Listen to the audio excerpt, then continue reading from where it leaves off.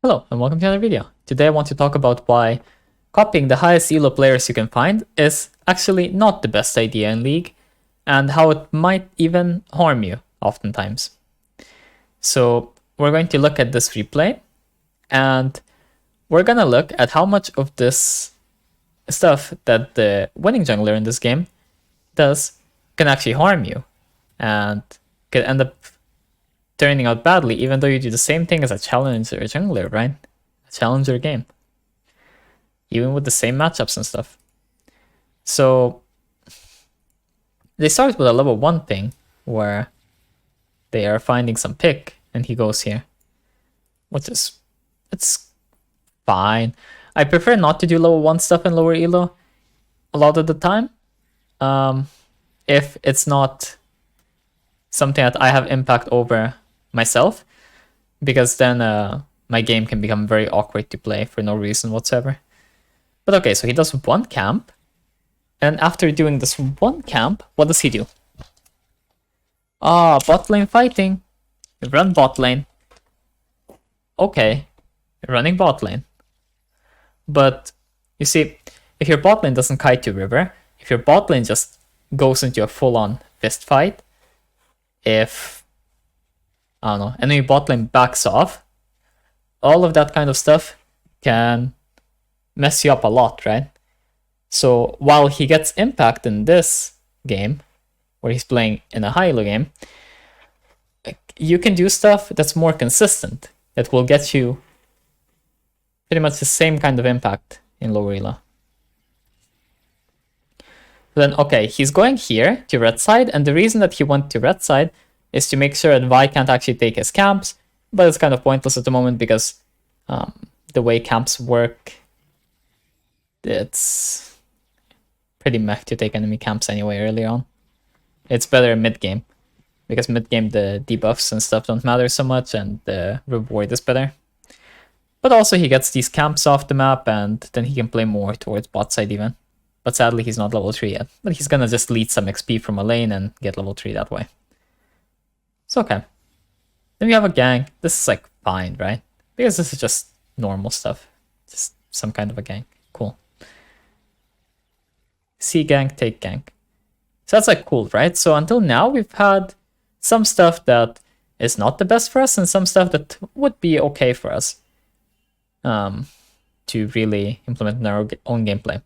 But then we have stuff like this, right? Like, this is not how your games work. If you're bronze, silver, gold, plat, this is really not how the game works for you. Like, you do not have two people just run up and try to help you at minute 3. I mean, you might, but you won't have it every game. And if you rely on doing stuff like this every game, then you're gonna end up in a very awkward position.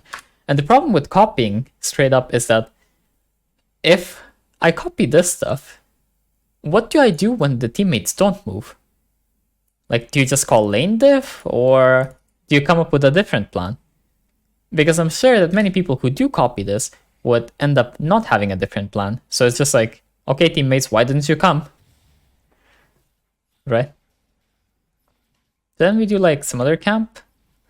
I don't know how much gold he has. Oh, okay. I'm guessing he's trying to get Noon Quiver or whatever the fuck they build on this champ these days. I don't know what they build. Maybe they still build like the other items. But I think they got nerfed. So I'm not sure. I haven't seen this champ in a while, honestly. I think I haven't seen this champ since Bork got nerfed. But yeah, then, okay, he just sits behind them. Like, okay, I mean, a dive can happen here, or you can like counter a fight, and so on. But this is useless for you. If you're like bronze, silver, gold, this is completely useless for you. This is just like time waste.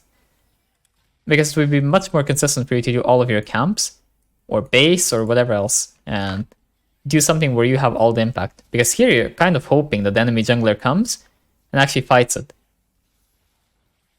But because there are so many opportunities in lower elo, you don't need to hope for anything. That's why smurfing is very different from playing in high elo. Because when you're smurfing and you're trying to abuse like the fact that you're smurfing for win rate, then you know that you're going to have so many opportunities that you can just take what's guaranteed.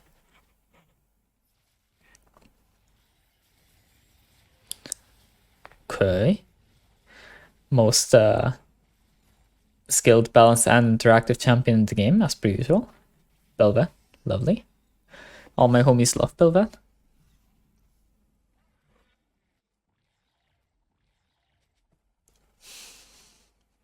So then, okay, he's going to go topside, and this wave is crashing, and this Lee Sin is kind of low. This guy's going to base, these two just base, so makes sense, right? Again, this idea is good, right? So obviously, he's a challenger jungler, so he's gonna have good ideas. But the problem is that, like, none of what he really did is very bad. The problem is that it's bad for you. For him, it's good. Because in his games, if he just plays consistent, like, everyone knows what he can do. And at that point, we have an issue. Because he doesn't scale so hard off jungle camps. Like, he would not be a higher level right now by just AFK clearing jungle camps than he is by doing this stuff. But he has more impact by doing this stuff. Because everyone fights. So then, this is really nice, though, because he's trying to contest this. That's really cool. But again, like, you need to evaluate. Like, if you're going to actually review this stuff, then you have to evaluate and understand when it will and when it won't work.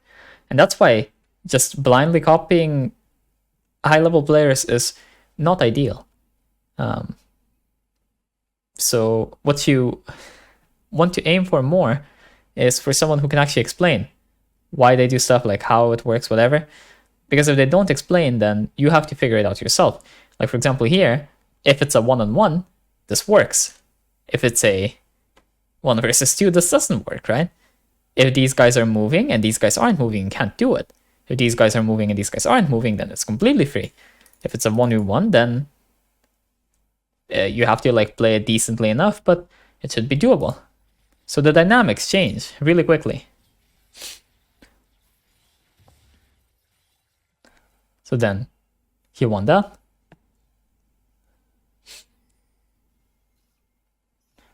And then it's like, okay, well, what do we do now?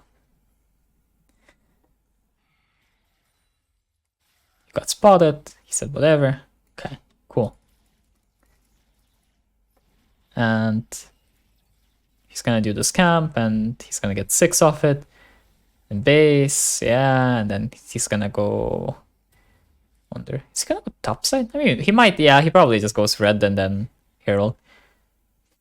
But you have multiple options here of what you could actually do in terms of what's possible. But he's prioritizing Herald because he's playing Bel'Veth. So okay, let's skip through this. We don't need to watch him do Herald slowly.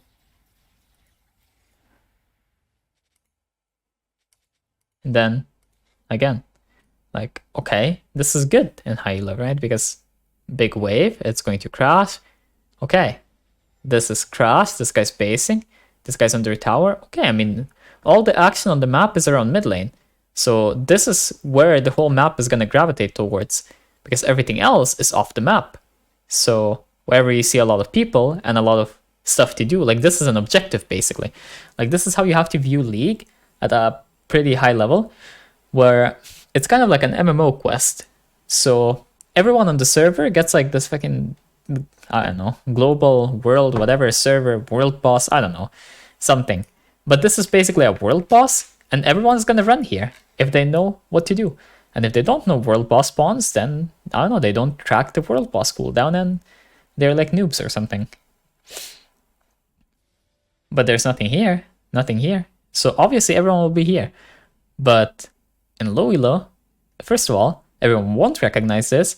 And second of all, don't even know what's gonna happen.